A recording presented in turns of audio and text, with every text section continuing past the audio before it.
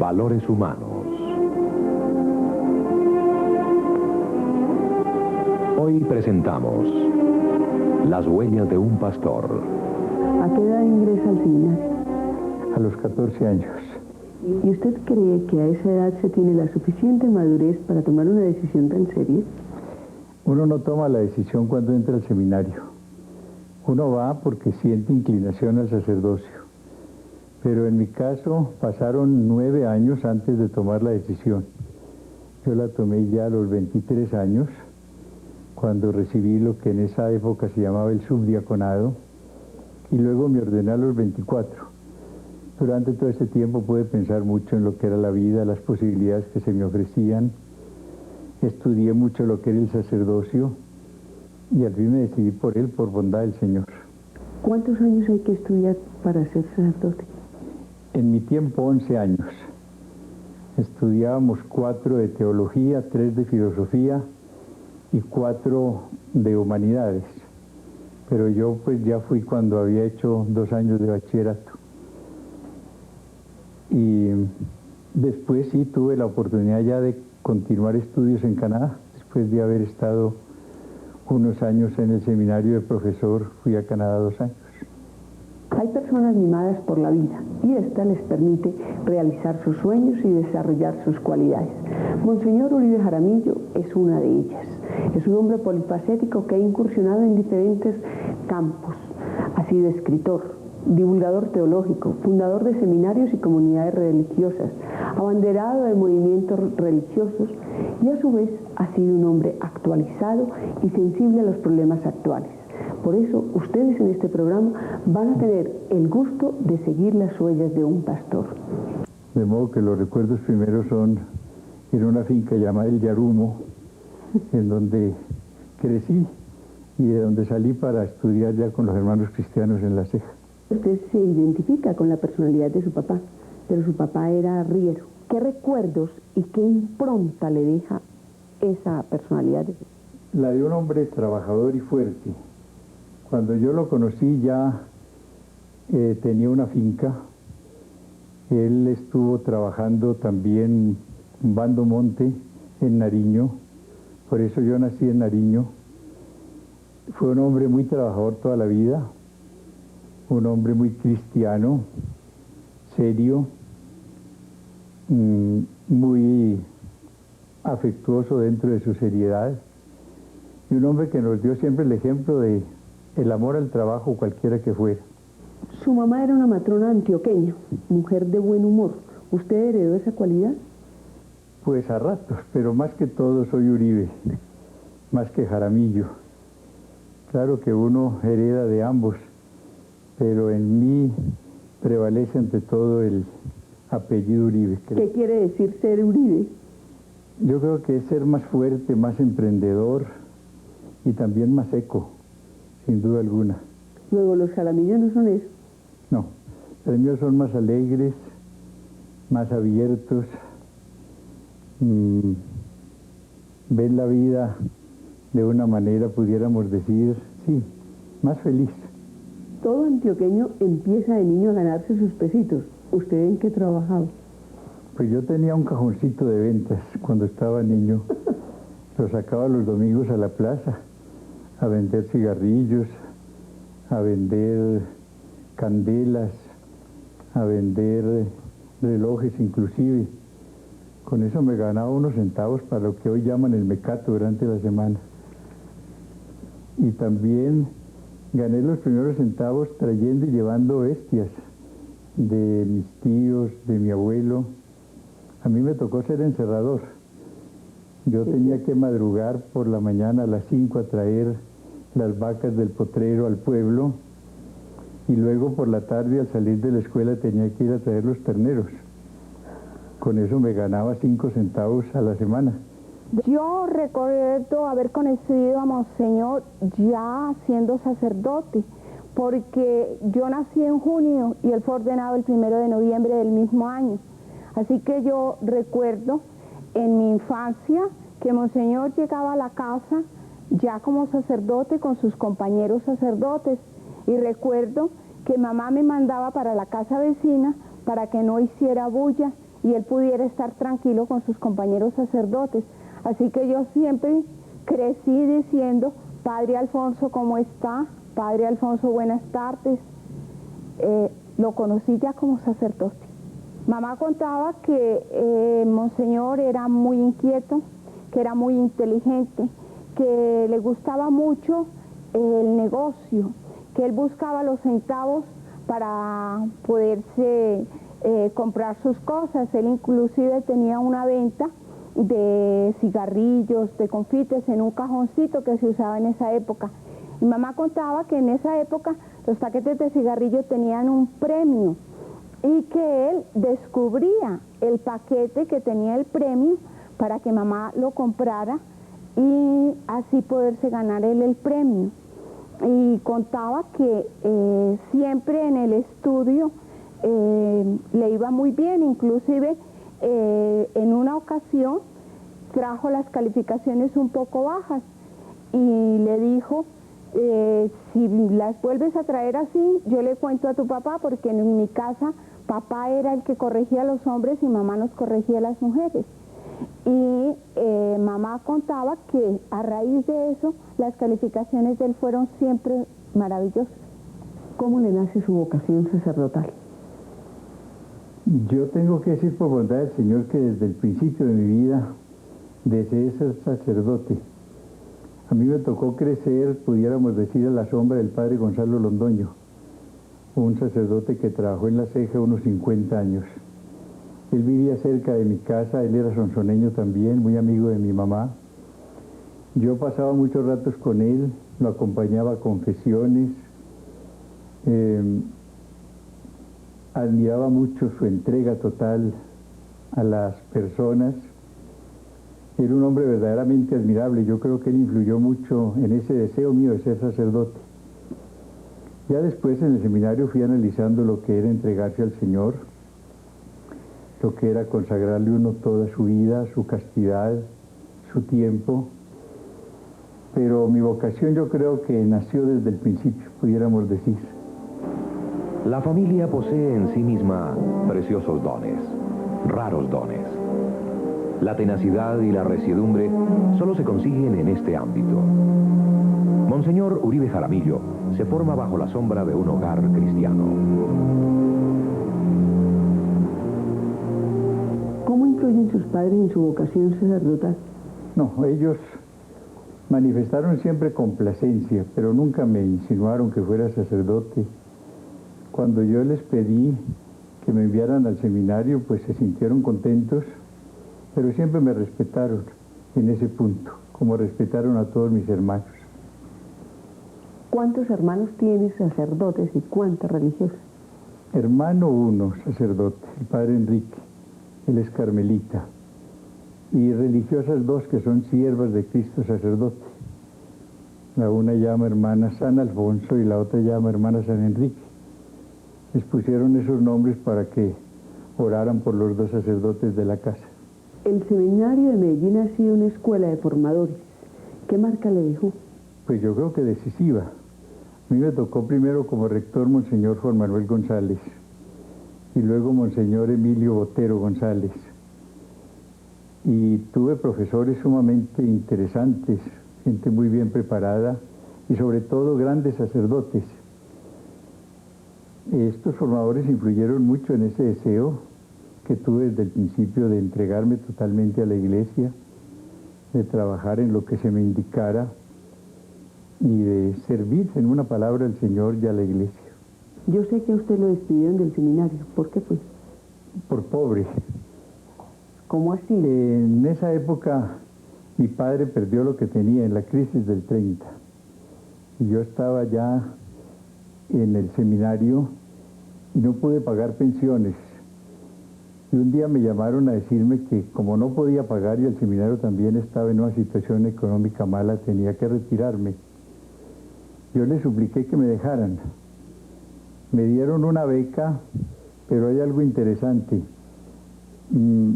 Cuando me ordené, me nombraron prefecto general del seminario y con los sueldos que gané tuve que pagar todas las pensiones de esa época. ¿Usted tuvo alguna duda en cuestión vocacional? Jamás. sí vi todas las posibilidades que se me presentaban, pero por bondad del Señor siempre estuve decidido a ser sacerdote. Y por bondad del Señor he conservado hasta este momento esa resolución y el agrado y la dicha de ser sacerdote. Monseñor, usted se destacó como un gran orador.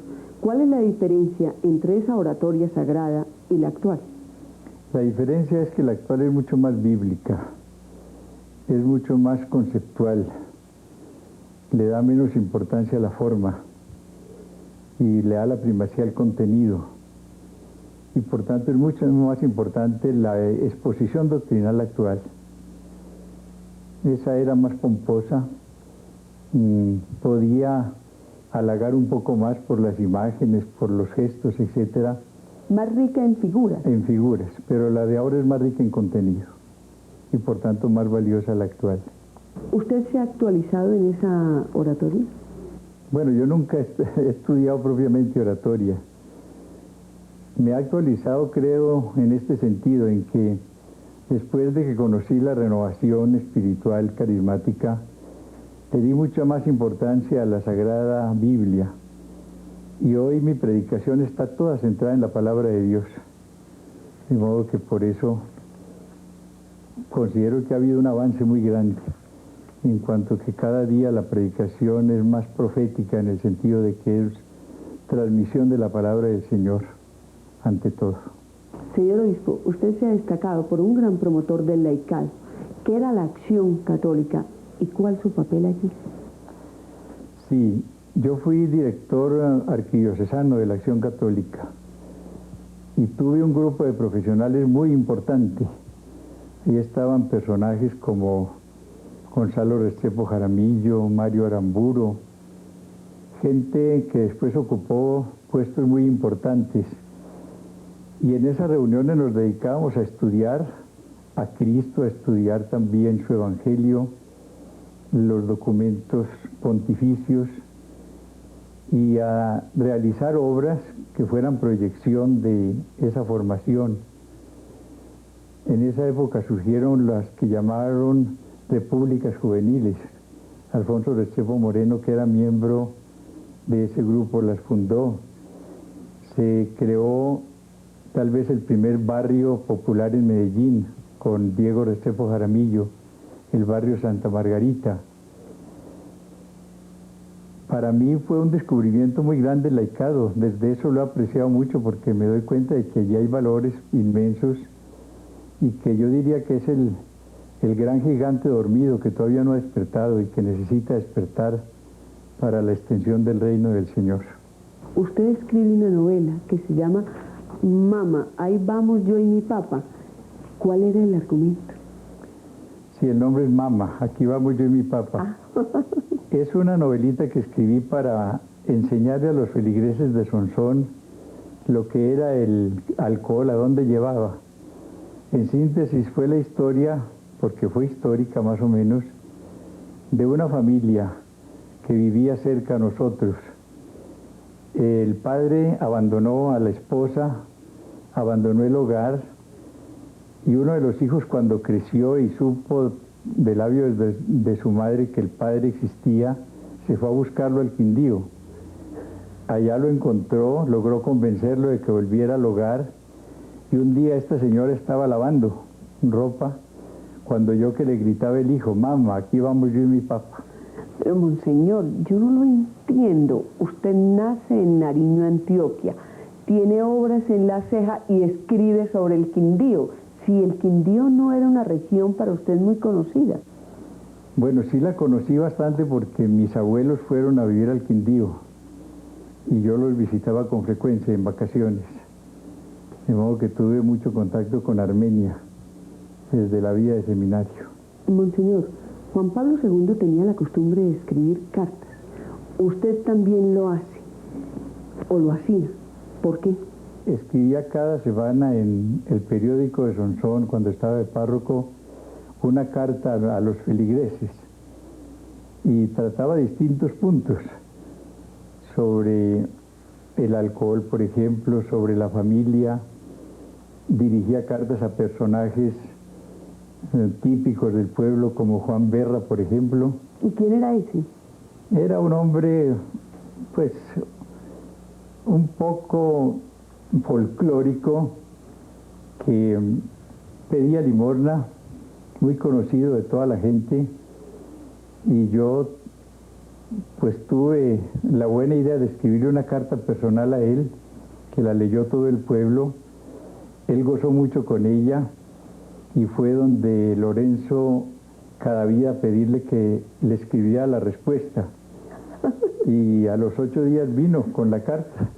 Dijo: señor cura, aquí está mi respuesta. Pero era la que había escrito Lorenzo Cadavid. ¿Y qué les decía en las cartas? Eran enseñanzas prácticas. Yo les escribí, por ejemplo, a los encerradores, a los lustrabotas, a los choferes, a los cantineros.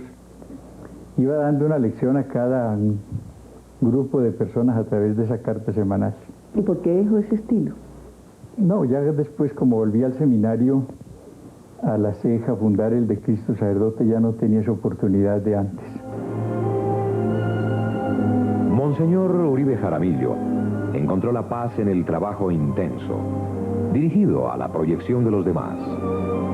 El resultado fue una vida plena de armonía y tranquilidad.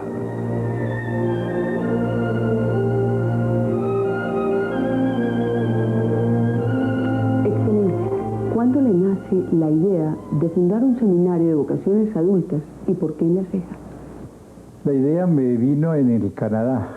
Yo estaba estudiando teología, ya era sacerdote, y en el seminario de Montreal estudiaba Luis María Murcia, que era un abogado bogotano que había entrado al seminario a la edad de 40 años.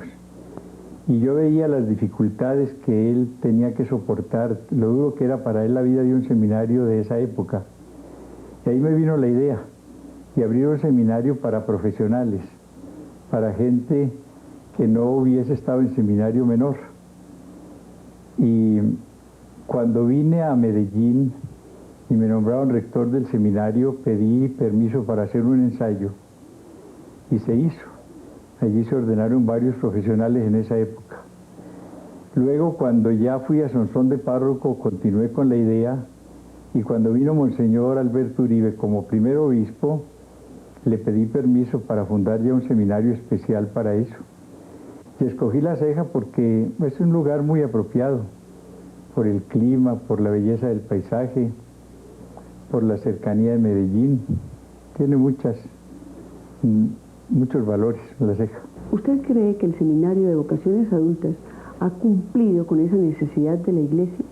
Sí, por bondad del Señor, yo creo que sí.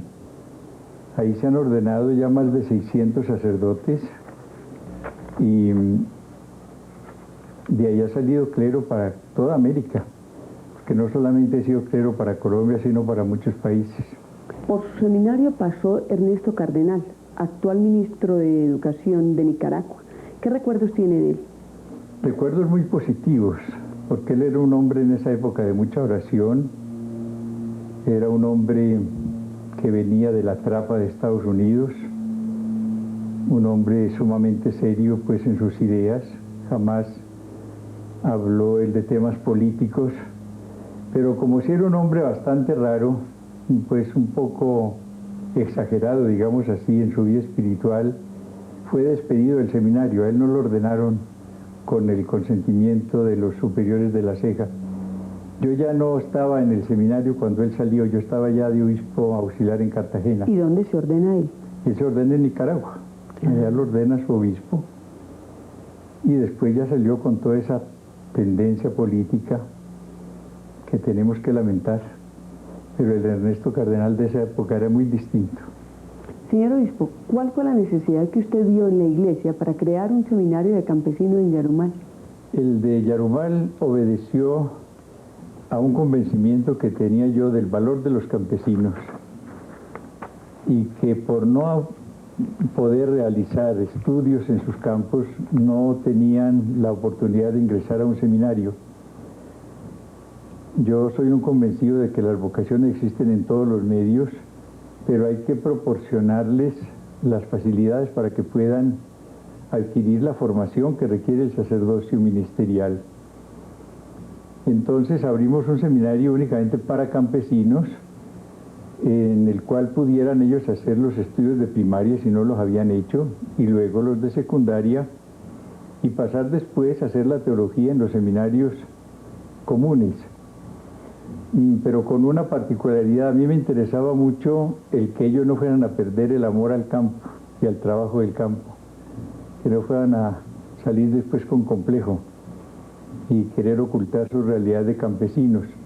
Entonces el seminario funciona en una casa muy grande, con una finca muy buena, en donde ellos todos los días tienen una hora de trabajo manual, trabajo en el campo, y no solamente conservan el amor a ese trabajo, sino que también ellos ayudan mucho con esa tarea a la alimentación.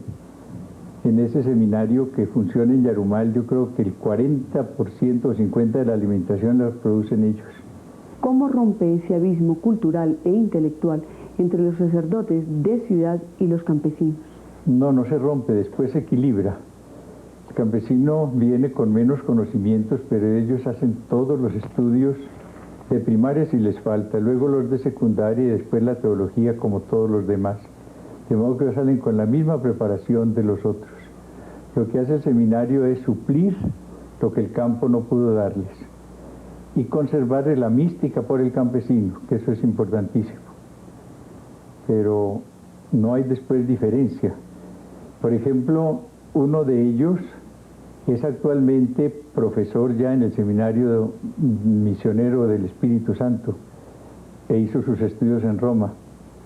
De modo que la capacitación es la misma y a veces hasta mejor, porque hay muchachos de esos muy inteligentes que superan después a los compañeros en los estudios de teología. Yo creo que hay que descubrir mucho el valor del campo.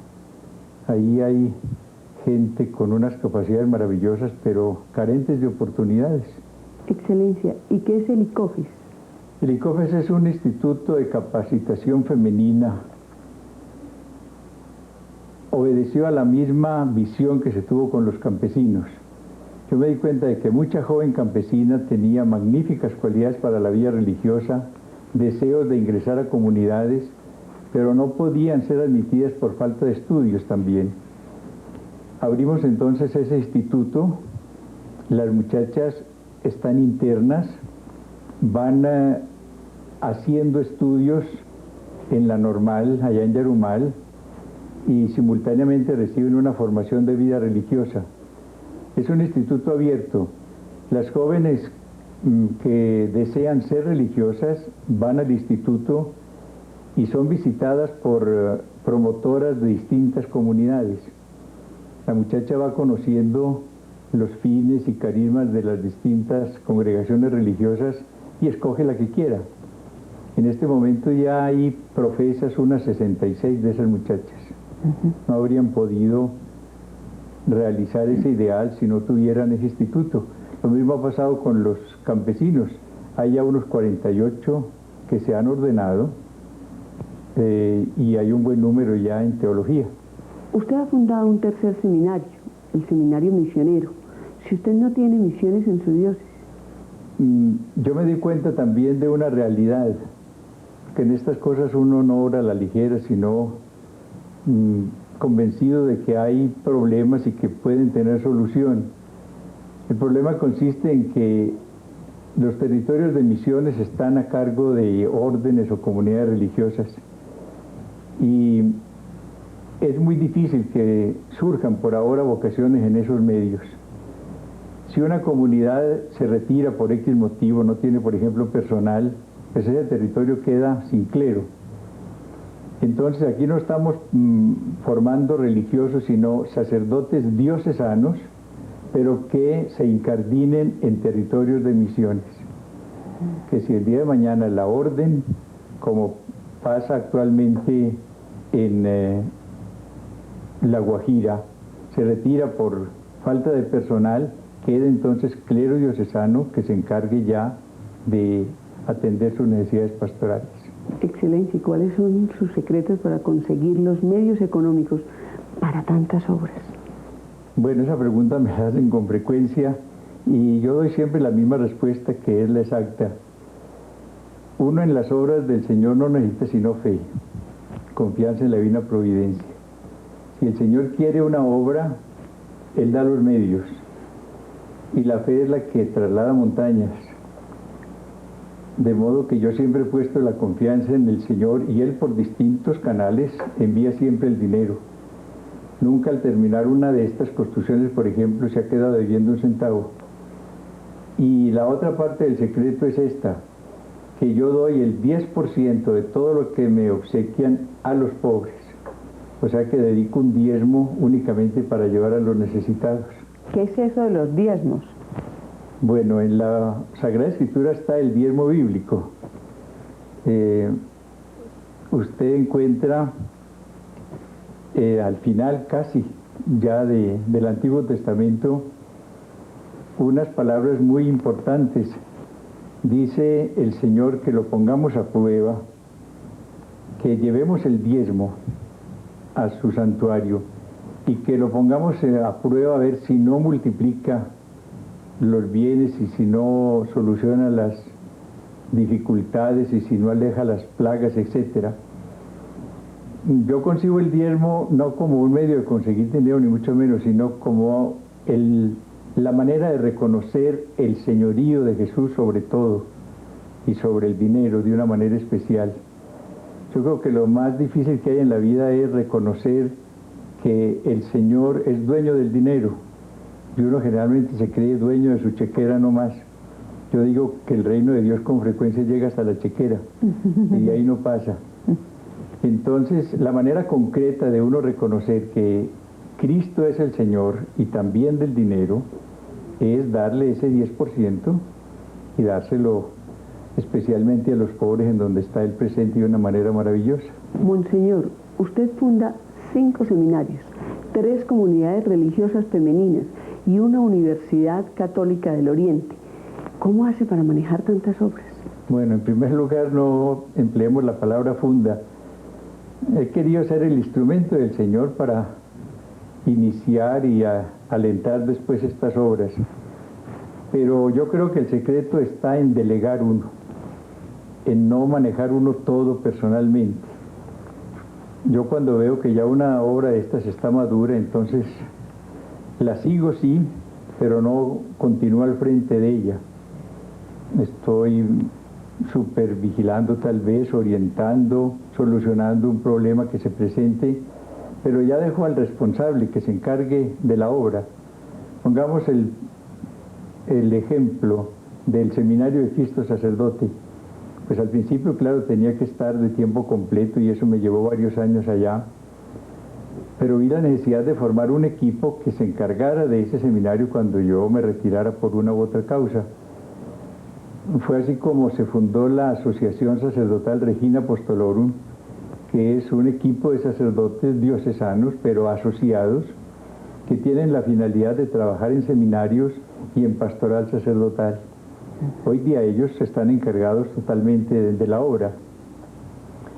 Lo mismo, cuando una comunidad religiosa pues está madura, pues a mí no me toca sino orar por ella, dar algunas pláticas o ejercicios espirituales para alimentar la espiritualidad, pero yo no tengo que estar no tengo que inmiscuirme en sus problemas, ni en su gobierno, ni nada de eso. Es cuestión en la vida de saber delegar, porque si uno delega, entonces ya le queda tiempo para otra cosa. Valores humanos. Las huellas de un pastor. Hay personas que conocerlas es un don. En ellas se ha detenido una larga vida. Se ha hecho el trabajo, se ha dado el amor, se ha sufrido el dolor. Pero todo sigue ahí, en el rostro y en las manos, y en la voz cadente. ¿Cómo hace para no tener estrés? Bueno, estrés yo creo que tenemos todos. Lo que pasa es que si uno tiene sobre todo ratos de oración, yo creo que es la manera de uno serenarse más. yo he descubierto que en la medida en que uno pase buenos ratos a los pies del Señor, pues va solucionando allí dificultades, va recibiendo la fuerza que necesita, etc. Yo quiero decirle otra cosa respecto al diezmo, y es que yo estoy seguro de que uno debe pagarle al Señor el diezmo en oración, o sea, dedicar cada día 2 horas 40 minutos al menos a la oración.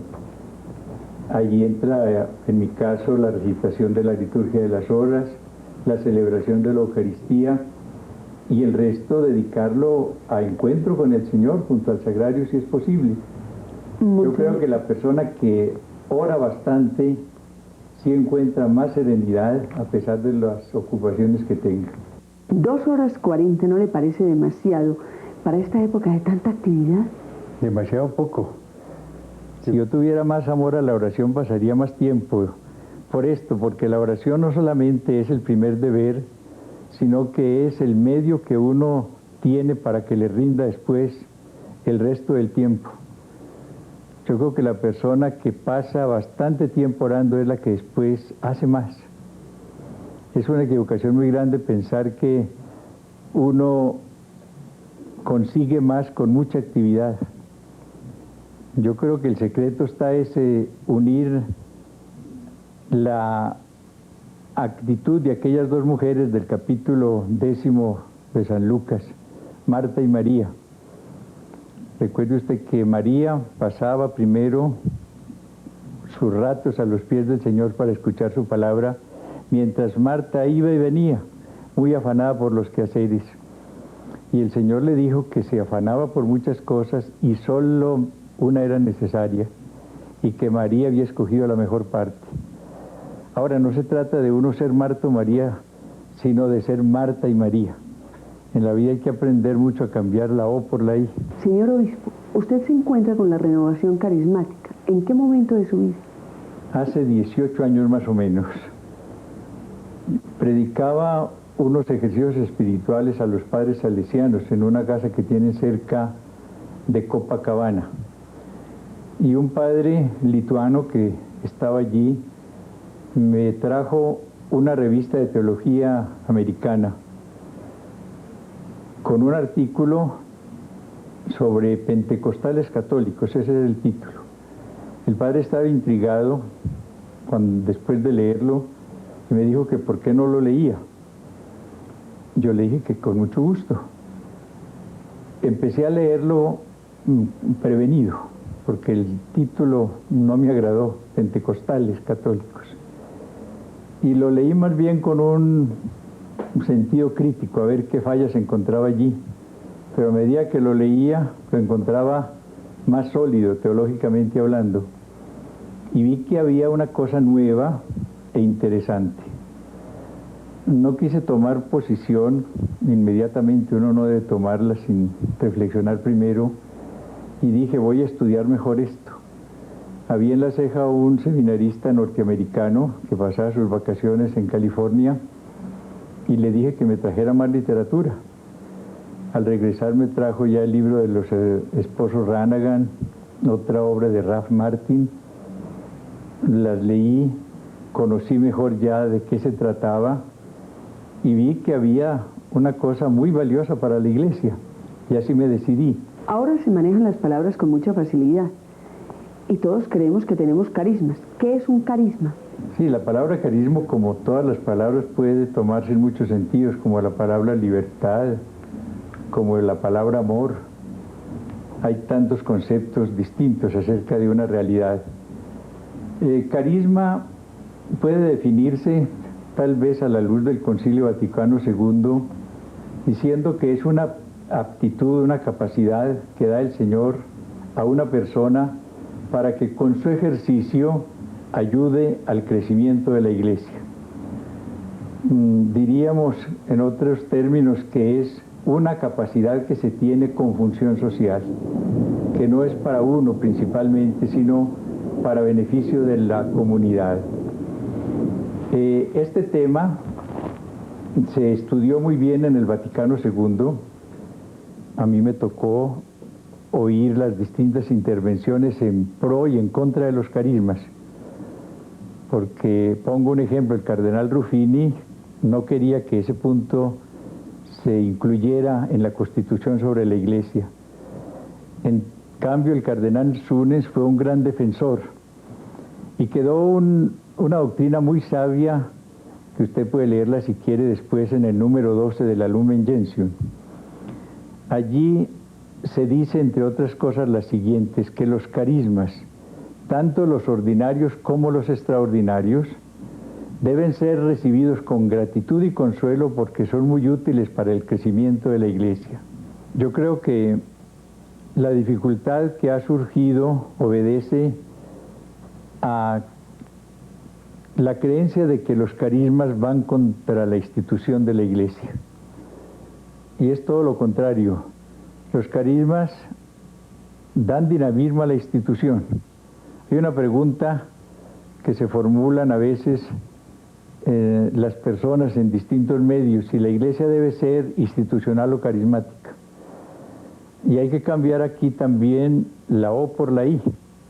La Iglesia es de institución divina, tiene elementos que Él instituyó que nadie puede cambiar, pero Él también la enriqueció con su Espíritu, y el Espíritu que da primero la gracia santificante y todo ese maravilloso mundo que la acompaña,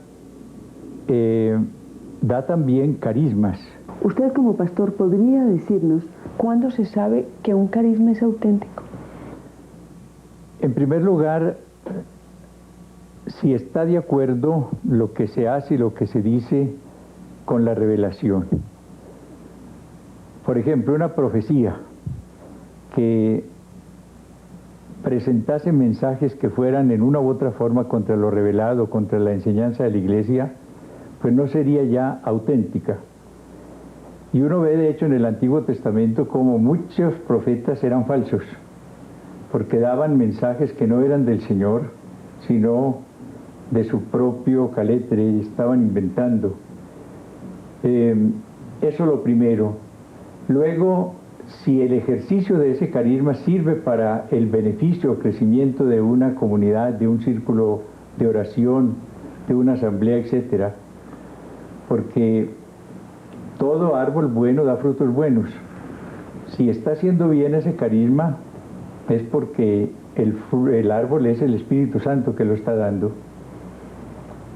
Y luego, si la persona que está ejerciendo ese carisma está de veras buscando la gloria del Señor o está buscando su propio crecimiento en cuanto a prestigio, etc.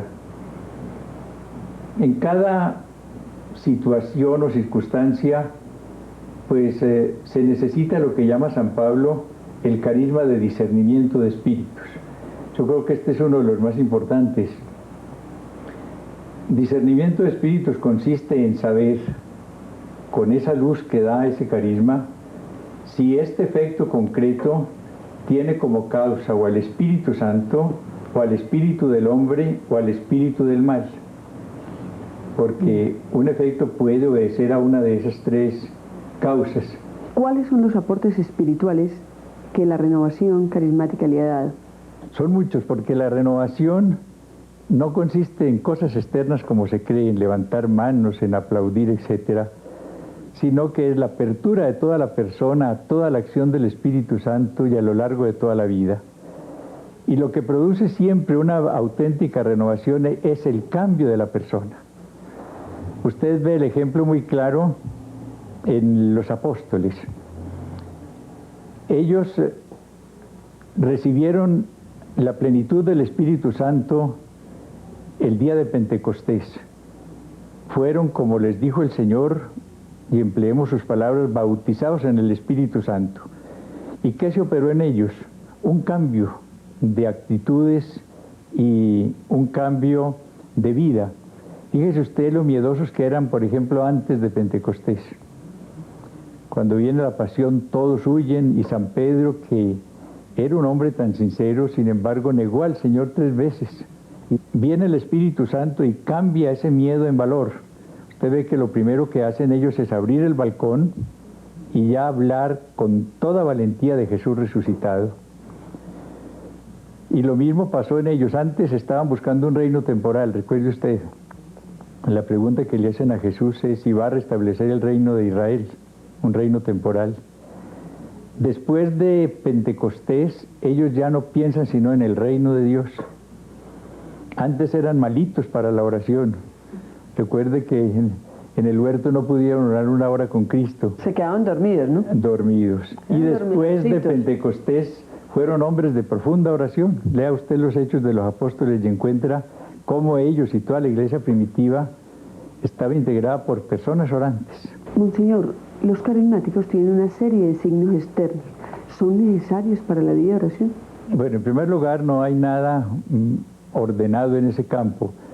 Los signos externos consisten sobre todo en la alegría que se advierte en muchas de estas celebraciones carismáticas. Es un gozo en el Señor que no es esencial ni mucho menos. Como digo, lo esencial es estar uno lleno del Espíritu Santo. Pero usted recuerda que en Pentecostés, cuando los apóstoles se llenaron del Espíritu Santo, sintieron tanta alegría que a muchos se les ocurrió decir que estaban borrachos y los criticaron por esa alegría externa. En estas reuniones y concentraciones a veces sí, se alzan las manos, se canta con mucho regocijo, puede haber exageración en algunos, pero lo que hay es una manifestación de gozo, el gozo que se experimenta al saber que Cristo está con nosotros, que Cristo vive, que Cristo es el Señor, y es al fin y al cabo el gozo que es uno de los frutos del Espíritu Santo. ¿Podríamos decir que con la renovación carismática usted se convierte? Pues ojalá. Uno necesita conversión todos los días, pero sí tengo que decir que noté en ella un cambio muy grande en mi vida. Después de esta renovación y a medida que la voy conociendo y viviendo, pues he visto más la necesidad de la oración y el Espíritu Santo me va dando cada día más amor a la oración, también mucho más amor a la Biblia. Hoy yo centro mi predicación casi exclusivamente en la Biblia, y algo muy importante, enriqueció mucho mi ministerio episcopal con el ejercicio de los carismas, porque hoy día yo dedico mucho tiempo a orar por enfermos. Precisamente todos los miércoles hay cantidades de personas esperándolo para recibir la unción de los enfermos. ¿En qué consiste? Bueno, no es propiamente recibir la unción, porque no es un sacramento lo que yo administro.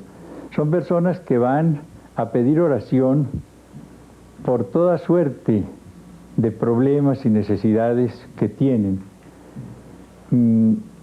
Pero la mayor parte de estas personas van a pedir o sanidad interior, porque debemos recordar que el Señor se dedicó ante todo a sanar los corazones heridos después de sanar al alma del pecado, y luego también a pedir sanación corporal. Uno ora por esto, no porque uno vaya a curar, el único que cura es el Señor, pero uno sabe que Jesús es el mismo hoy que ayer, y que lo que Él hizo cuando estaba en su vida mortal, por ejemplo, sanar enfermos, lo hace también hoy, pero por ministerio de los hombres. De modo que cuando uno impone las manos con fe sobre un enfermo y le pide al Señor que lo cure, pues encuentra la respuesta del Señor en una u otra forma. No sea siempre la curación, pero el Señor da entonces más paz al enfermo, más resignación para llevar su situación. Uno encuentra cómo muchas de estas personas van recibiendo la curación progresiva. El fruto muchas veces de esa oración por sanación es que el médico acierte y recete una medicina muy eficaz. A uno no le toca sino orar y esperar a que el Señor dé la respuesta por el medio o camino que Él quiera. Humanos. Las huellas de un pastor. Pues en mi familia, digamos que yo siempre he compartido con mi familia, digamos, las enseñanzas que me ha dado él, que me ha enseñado mucho a orar, cómo se ora por los enfermos, y mi vida siempre, desde que estoy con él, ha cambiado un poco referente a lo religioso. Yo era un poquito más frío antes de trabajar con él, y al ver pues la vida de él y el modo de orar de él, uno se le va pegando todo eso y algo va aprendiendo con él. Pues yo siempre le he admirado esa confianza, esa fe en la misericordia del Señor, y nunca le ha fallado. Para mí, Monseñor es un hombre de una apariencia un poco, dijéramos, seca, pero cuando uno habla con él, cuando uno profundiza con él, es un hombre muy bondadoso, un hombre que para nosotros ha sido un segundo padre, un hombre que nos ha inspirado siempre mucha confianza, mucha seguridad, que nosotros en cualquier momento, en cualquier dificultad, es a él al que acudimos para pedirle consejo, para pedirle ayuda, para buscar orientación. Y nosotros lo hemos visto como un verdadero papá, le repito, preocupado por nosotros, preocupado por las circunstancias de la familia, preocupado por los intereses de todos y cada uno.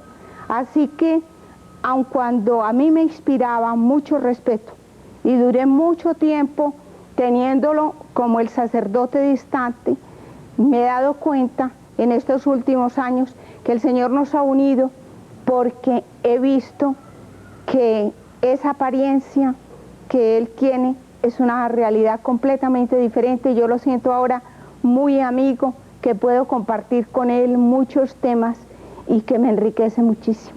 Pasemos a otro tema, Monseñor. Usted tuvo un papel muy importante en la solución del problema de la caja vocacional. ¿Cuál fue su función allí? Bueno, fue una reflexión que me pidieron que hiciera, lo que el Señor nos decía a través de ese acontecimiento tan doloroso, cómo para nosotros tenía que ser un punto muy importante para reflexionar acerca de nuestra misión, para no permitir que en un momento dado nos dedicásemos a oficios que no son nuestros.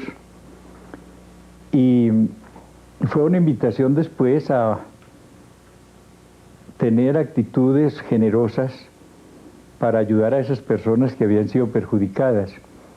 La conferencia no tenía culpa en esto, pero tenía que atender a un clamor, tenía que ayudar a pobres que habían quedado perjudicados, y entonces la diócesis dio un aporte muy grande y difícil para ella, para animar a los demás al desprendimiento, que era lo que se necesitaba en ese momento. Y una de las cosas que se propuse allí fuera que se vendiera el edificio que tenía la conferencia, para que diéramos un testimonio que fuera evangélico y que demostrara a los demás que sí teníamos un deseo sincero de ayudar a los perjudicados. ¿Qué le falta por hacer en la vida? Pues amar al Señor. Es lo que me falta, amarlo más, que es la única obligación que tenemos y la única necesidad de la vida. Monseñor, ¿cuáles han sido sus hobbies? Bueno, pues de seminarista fui muy deportista, porque era una goma que yo tenía desde niño. Después fui muy amigo de la cacería con rifle de precisión y también el juego de ajedrez. Claro que esas cosas ya están muy atrás, pero creo que fueron los hobbies principales. Después de haber seguido la obra de Monseñor Uribe Jaramillo, nos resta decirle a la familia muchas gracias por su colaboración. A Monseñor Uribe Jaramillo, desearle muchos éxitos en su nueva labor. Y a ustedes, amigos televidentes, buenas noches y hasta el próximo jueves.